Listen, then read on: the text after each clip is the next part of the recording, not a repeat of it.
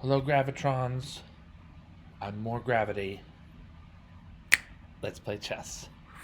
So I just signed off a few minutes ago, but I'm back! I'm back in the saddle again. Alright, George, let's play chess.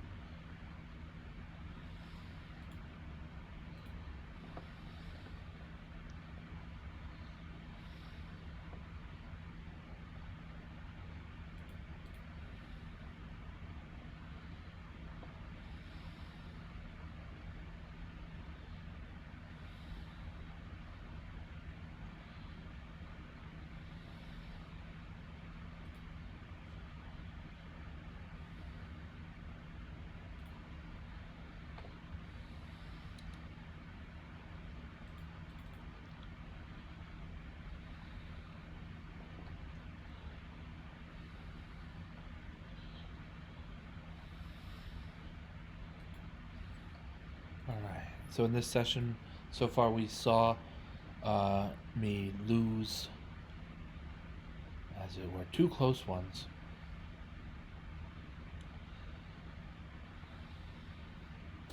Second one quite close, and then I got kind of this early win in a King's Gambit.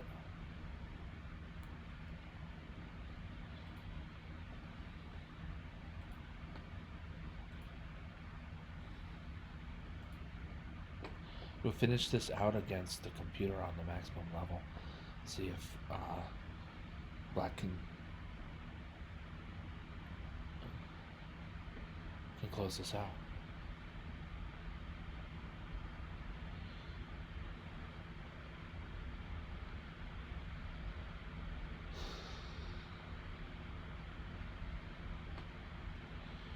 Right. Develop a threat while developing a piece. Sounds good. Computer likes it as computer best, so we'll just get rid of the knight.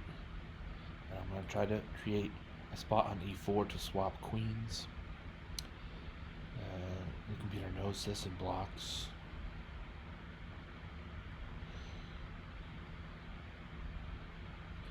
Get a safe king.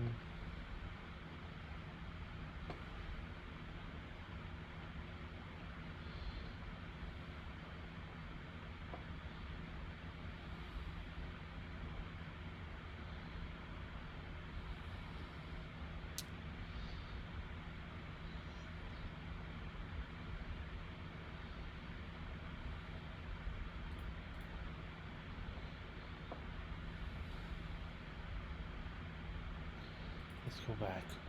My queen is slightly... My queen might be trapped, actually. See how long she's been that way.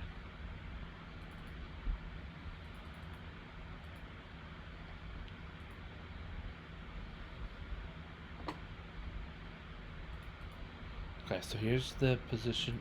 Here's the position my opponent resigned.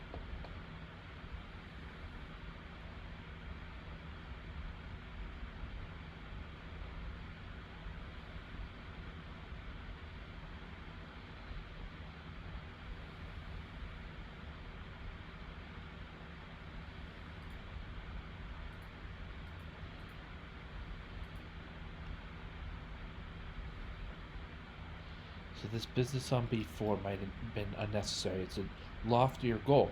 We don't have to start trading pieces because of my material advantage. Not yet. I mean, if we can, yeah, but this queen safety is far more important in this position. So with that in mind, I want to play queen to g1, mostly for making sure that my queen is safe. Retreat her with also a threat on b2, and you know the show goes on, or the show goes on, or both.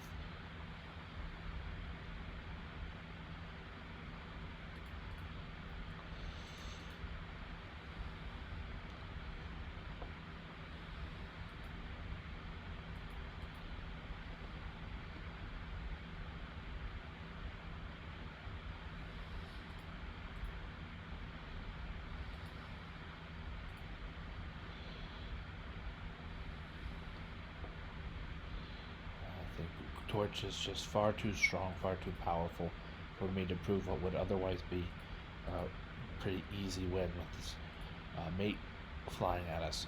But in the game, remember, here we are 9 moves in, and I had gone up a rook. I just stolen a rook by sacking my original queen to just quite clearly making a queen immediately thereafter. It's okay. It's a good start. I'll dust this up against pretty much any human, but not the computer.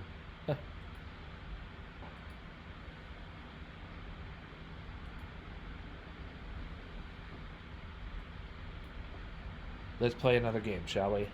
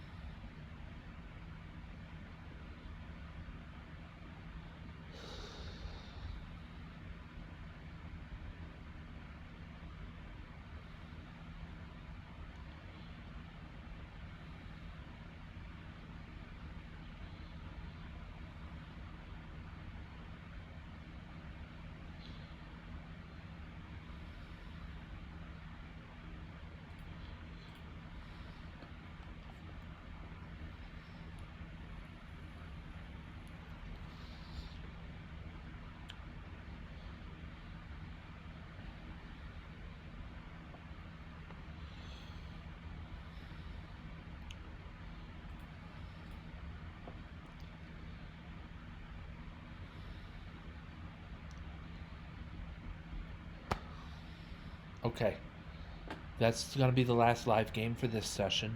I guess we'll review this game. We might review the game before it was just brutally quick. So let's review this game, and that'll be it for our second broadcasting session of today. I'll probably be on again in the 5:30 or 6 p.m. Eastern Standard Time, just as a start.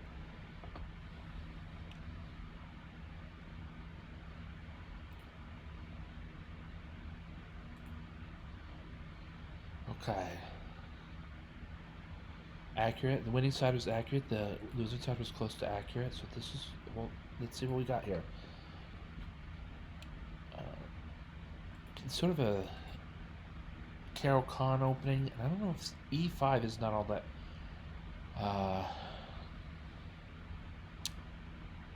This is unlike most Caro-Kanns, but it looks solid, strong, all those things.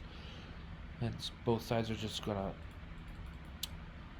develop minor pieces. Queen B3 was a decision. I've been playing against systems where my opponent's bishop comes to B4, and like I just didn't want to deal with which pawn should capture, or should maybe the knight should move or move somewhere back. No, get the queen out where she's developed but safe, and this will most often excite my opponent to capture on c3, as was the case in the game. And then when the queen makes her second move, it's 2 moves early on in the game, but it's for real purpose. Queen takes c3, and she's also there creating a threat. She is not going to be attacked anytime soon. Maybe the g8 knight is closest to doing so, but even then, queen's got time. She's on c3. It's a good square for the queen. Early on, this is a great square for white's queen. d5, and I'm trading and trading. I missed an opportunity here by capturing with the c pawn. Let's see what the missed piece was. I could have captured on e5 with check and then followed up. This is pretty bad. I mean, on my part, I did very poorly by not spying that tactic.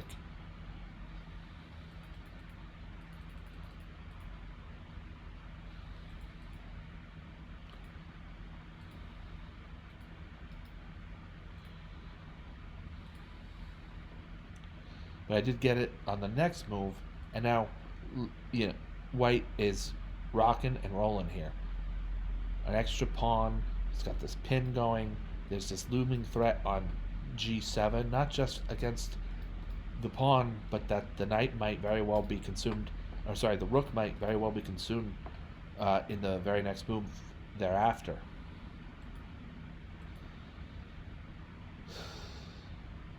Just blocking the threat casually.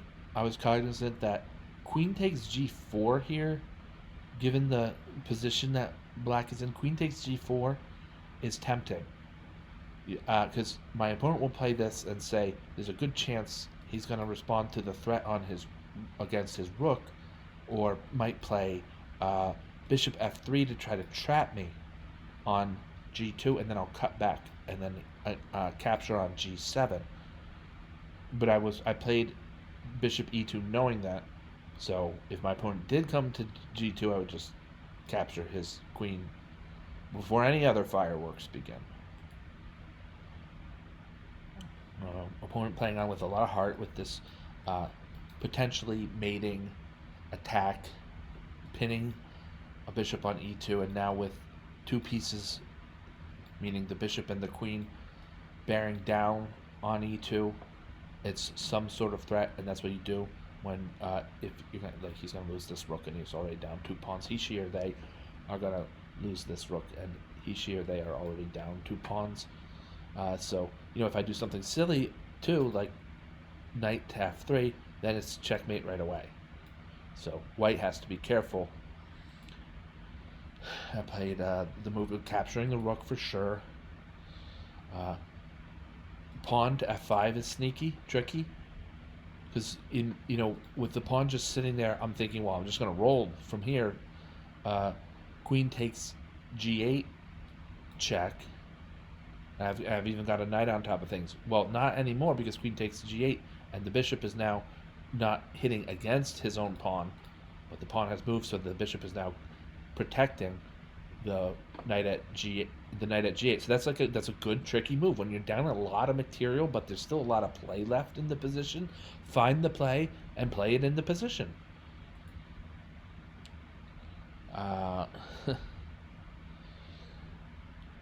Queen c3.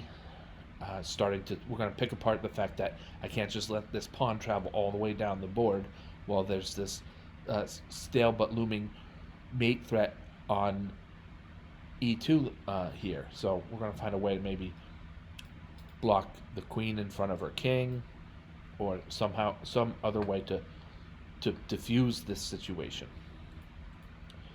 So my opponent mostly diffused it for me, because right here also with queen to c4, and within the principle of two weaknesses, queen e3 is a strong move. I could always take off my opponent's queen, have a queen trade on e4, not a problem. But also there's the second weakness of queen takes c4, and we all see that here, and in that way my opponent might lose his, her, or they bishop while also having his queen threat, his, her, or they queen threat. So yeah, I don't know what the computer might have wanted. Queen takes h3, so I'm both collecting a pawn and maybe finding a way to b7, but b7's covered. No, honestly, I think queen c3 is, if it's not the best move, it's a pretty darn good one, for the reasons already explained. So queen to c3, trade of minor pieces, and I thought this move, I'm critical of knight to c6. There's this pin on the knight and everything, but you're gonna lose. You're gonna have your queen traded off, is my advice. Look, your opponent's threats are important to mind. Queen to e3 puts white's gonna trade queens with a huge material advantage, and that against an experienced player, that's it.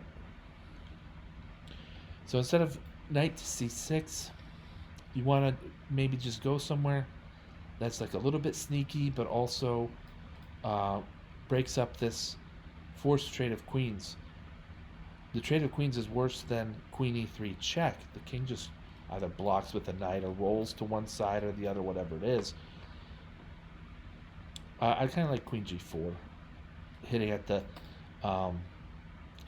unprotected pawn on g2. There's still these ideas of some kind of knight, minor piece capturing on e2, or at least making the king on e1 have to protect a piece there. He can't. His freedom of mobility is restricted a bit, sort of. I don't know. I kind of like g4. It's also like safe against black's opponent's queen, against the white queen, because if the pawn can recapture. Anyway, you want to get it off of the e file is what I'm really pressing more than anything else. The black queen must leave the e file.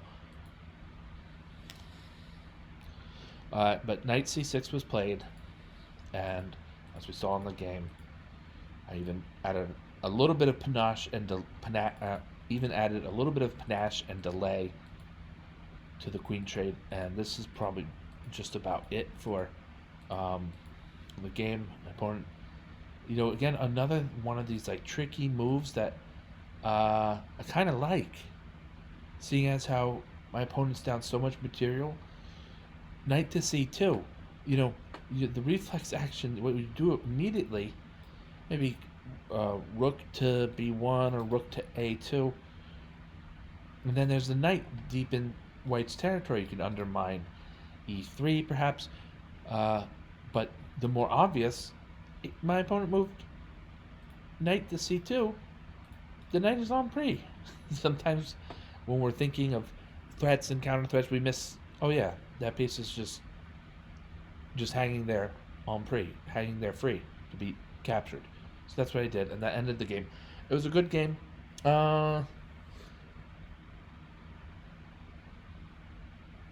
It was a fun game. I had fun. I wouldn't really normally call this a good game overall. I mean, yeah. All right.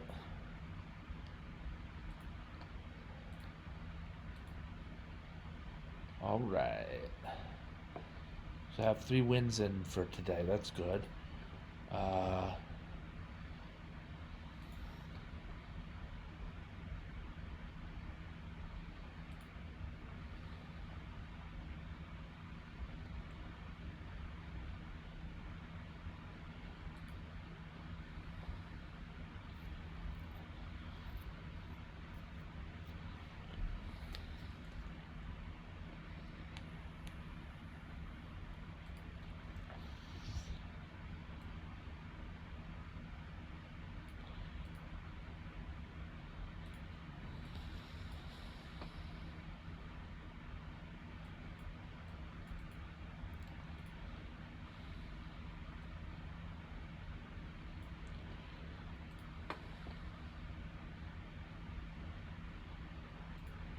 trying to remind myself what happened in this first win of the day.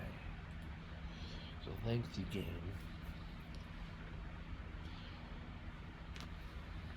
All right. Well, I said that would be the last game. The other one would be the last game reviewed today. So, thank you so much for watching. Thank you, Gravitrons. I'm more gravity. Have a great night.